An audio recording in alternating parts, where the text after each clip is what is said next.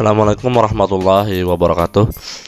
Allahumma sholli ala sayyidina Muhammad, Allahumma sholli ala sayyidina Muhammad, Allahumma sholli ala sayyidina Muhammad. Teman-teman, aku awali dengan mengucapkan salawat kepada baginda Rasulullah Sallallahu Alaihi Wasallam. Itu adalah ada maksudnya, dimana aku mengingat beliau dan mengingat segala macam tindak tanduk beliau.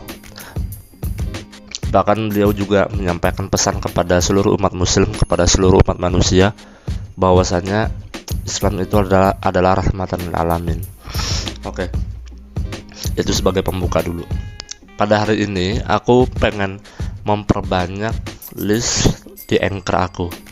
Anchor itu adalah platform sosial media di mana kita bisa merekam suara kita, lalu suara kita itu nanti ditambahkan dengan musik, lalu bisa kita upload di YouTube, di Spotify, di macam-macam sosial media lah, di WhatsApp juga bisa. Jadi kalau kita merekam ini tujuannya ya banyak ya. Kalau tujuanku ini adalah untuk menyampaikan apa-apa saja yang pernah aku pikirkan dan apa-apa saja yang pernah aku tulis.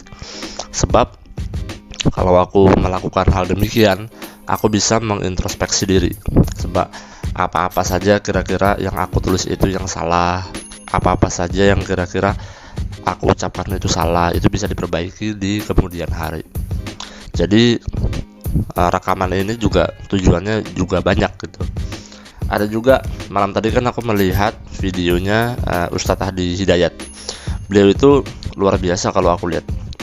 Kalau kalian lihat di YouTube channel beliau yang bernama Adi Hidayat Official, itu kalian akan menemukan berbagai macam kelebihan beliau, dari ingatan, dari hafalan Al-Quran beliau, dari cerita beliau tentang sejarah umat manusia.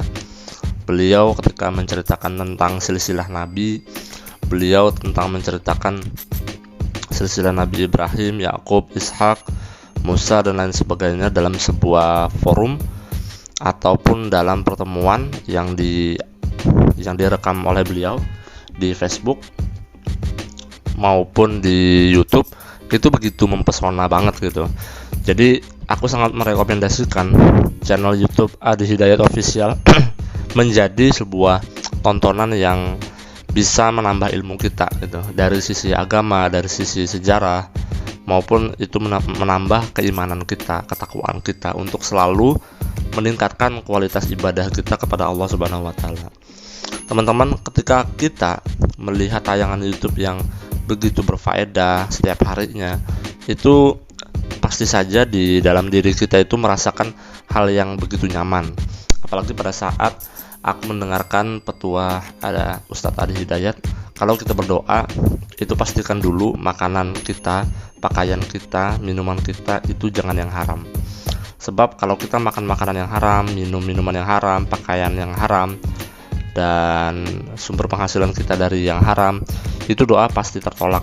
Ibarat kata, ketika kita mengisi air dalam sebuah air minum, dalam sebuah gelas, itu kayak ada penutupnya, jadi air itu tidak bisa masuk. Nah, begitu juga dengan doa.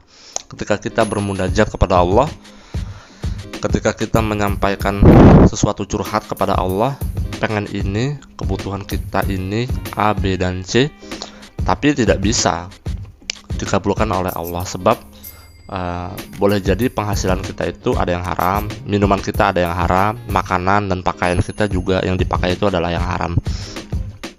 Jadi perlu disampaikan kepada khalayak ramai bahwa untuk meminum makanan dan memakai pakaian yang halal itu begitu sebuah kewajiban.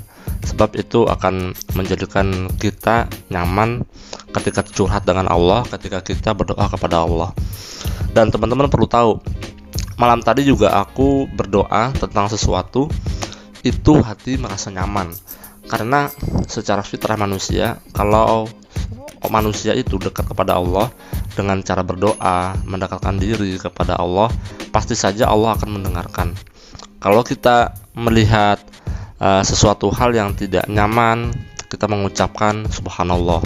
Ketika kita merasakan rasa karunia yang begitu sangat besar, kita mengucapkan alhamdulillah, dibarengi dengan kegiatan-kegiatan yang positif yang tentunya meningkatkan kualitas ibadah kepada Allah Subhanahu wa taala. Nah, teman-teman, setiap orang ya punya masalah. Nah, kalau masalah itu kita lakukan, kita hadapi dengan cara marah, itu justru tidak menyelesaikan masalah. Yang ada adalah memperuncing masalah dan memperbanyak masalah. Yang paling bagus itu yang disebutkan oleh Ustadz Hadi Hidayat Official, yaitu kita berdoa, kita mengambil air wudhu. Ketika kita mengambil air wudhu, itu pasti kita amarahnya akan turun, minimal berkurang lah. Awalnya misalkan dari skala 0 sampai 100, amarahnya level 90. Ketika mengambil air wudhu, levelnya jadi 50, berkurang begitu. Emosi memang masih ada, tapi mungkin berkurang.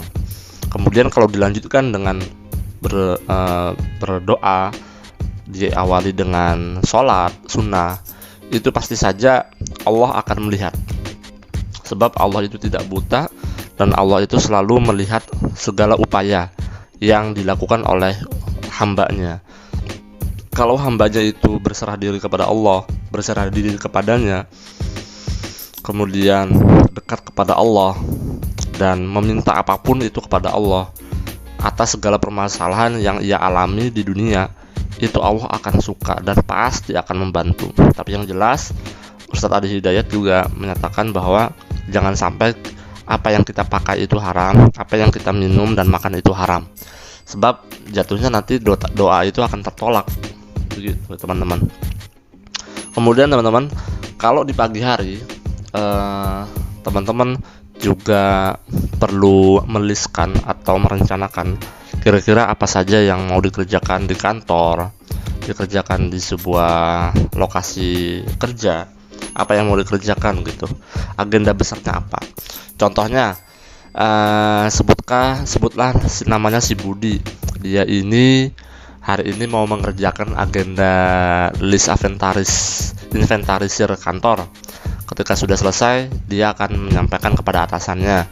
Kemudian nanti siang hari dia akan rapid test antigen. Tujuannya sebab besok harinya dia mau keluar kota. Itu contoh si Budi. Beda lagi dengan contoh-contoh manusia yang lain yang memiliki agenda-agenda yang lain begitu. Kemudian teman-teman, kalau kita bepergian juga jangan lupa mengucapkan bismillah, berdoa kepada Allah, dan tata aturannya juga jelas.